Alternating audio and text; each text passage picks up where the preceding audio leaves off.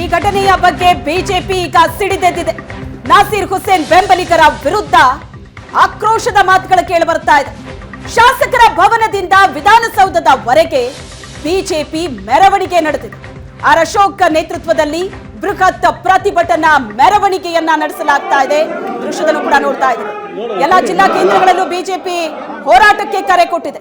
ಸದನ ಆರಂಭಕ್ಕೂ ಮುನ್ನವೇ ಬಿಜೆಪಿ ಪ್ರತಿಭಟನೆಯನ್ನ ನಡೆಸ್ತಾ ಇತ್ತು. ಆಕ್ರೋಶವನ್ನ ವ್ಯಕ್ತಪಡಿಸ್ತಾ ಇದೆ. ವಿಪಕ್ಷ ನಾಯಕ ಆರ್ ಅಶೋಕ್ ನೇತೃತ್ವದಲ್ಲಿ ನಡೀತಾ ಇರುವಂತಹ ಪ್ರತಿಭಟನೆ ಶಾಸಕರ ಭವನದಿಂದ ವಿಧಾನಸೌಧದವರೆಗೆ ಬಿಜೆಪಿ ಮೆರವಣಿಗೆ ಹೊರಟಿದೆ. ನಿನ್ನೆ ನಡೆದಂತಹ ಘಟನೆಯ ಬಗ್ಗೆ ವ್ಯಕ್ತವಾಗ್ತಾ ಇರುವಂತಹ ಆಕ್ರೋಶ ಇದು. ನಿನ್ನೆ ಕೂಡ ವಿಧಾನಸೌಧದಲ್ಲಾದಂತಹ ಈ ಘಟನೆಯನ್ನ ಖಂಡಿಸಿ ವಿರೋಧಿಗಳನ್ನ ಪಾಕ್ ಪರ ಘೋಷಣೆ ಕೂಗಿದವರನ್ನ ಅವರ ವಿರುದ್ಧ ಕ್ರಮ ಆಗಬೇಕು ಅಂತ ಆಗ್ರಹಿಸಿ ಬಿಜೆಪಿ ಪ್ರತಿಭಟಿಸಿತು. ಇವತ್ತು ಮತ್ತಷ್ಟು ಅದನ್ನ ದೊಡ್ಡ ಮಟ್ಟದಲ್ಲಿ ಪ್ರತಿಭಟನೆಯನ್ನ ಕೈಗೆತ್ತಿಕೊಳ್ತಾ ಇದೆ. ಪ್ರತಿಭಟನಾ ಮೆರವಣಿಗೆ ಒಂದು ಕಡೆ, ಜೊತೆಗೆ ಜಿಲ್ಲೆಗಳಲ್ಲೂ ಕೂಡ ಪ್ರತಿಭಟನೆಯ ಕಾವು. ನಮ್ಮ ಜೊತೆ ಯತ್ನಾಳ್ ಅವರಿದ್ದಾರೆ.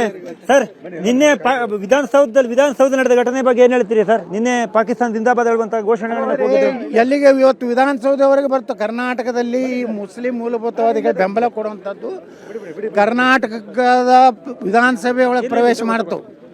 ಇದನ್ನ ಸರ್ಕಾರ ಸರಿಯಾದಂಥ ಕ್ರಮ ತಗೋದೇ ಇದ್ರೆ ಇಡೀ ರಾಜ್ಯಾದ್ಯಂತ ಇಂಥ ಮುಸ್ಲಿಂ ಮೂಲಭೂತಗಳು ಒಂದು ರೀತಿ ದೇಶದ್ರೋಹಿ ಚಟುವಟಿಕೆ ಇನ್ನೂ ಹೆಚ್ಚಾಗ್ತವೆ.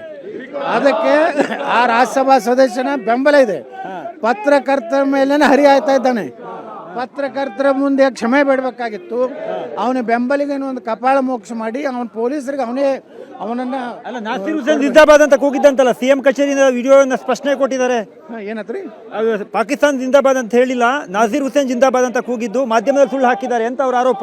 ಅಲ್ಲಿರುವಂತ ಒಬ್ಬ ಕಾಂಗ್ರೆಸ್ ಮುಖಂಡ ಈ ಎಡಿಟ್ ಮಾಡೋದ್ರ ಭಾಳ ಎಕ್ಸ್ಪರ್ಟ್ ಇದ್ದಾನೆ.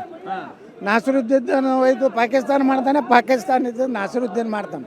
ಯಾಕಂದ್ರೆ ಅವ್ರದ್ದೆಲ್ಲ ಬ್ರದರ್ಸ್ ಅದಾರ.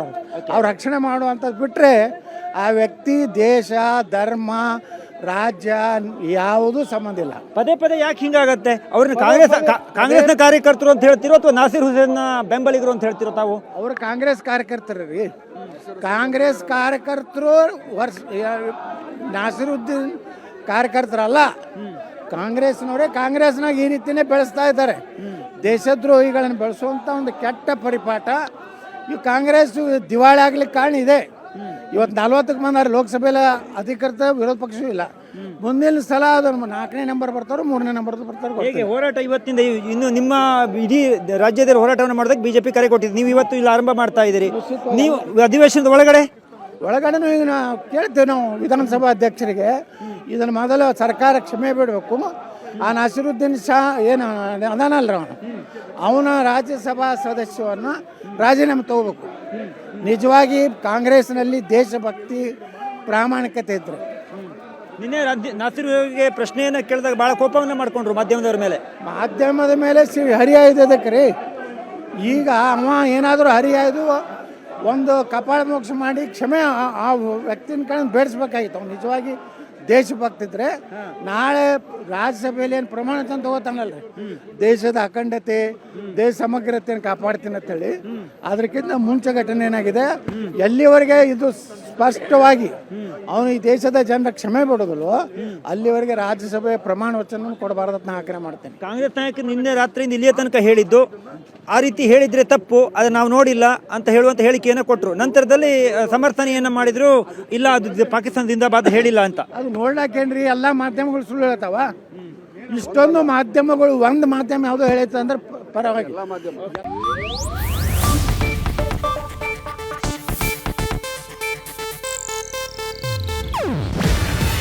ಇದು ಏಷ್ಯಾನೆಟ್ ನ್ಯೂಸ್ ನೆಟ್ವರ್ಕ್ ಪ್ರಸ್ತುತಿ. ನೀವು ನೋಡ್ತಿದ್ದೀರಾ ಏಷ್ಯಾನೆಟ್ ಸುವರ್ಣ ನ್ಯೂಸ್.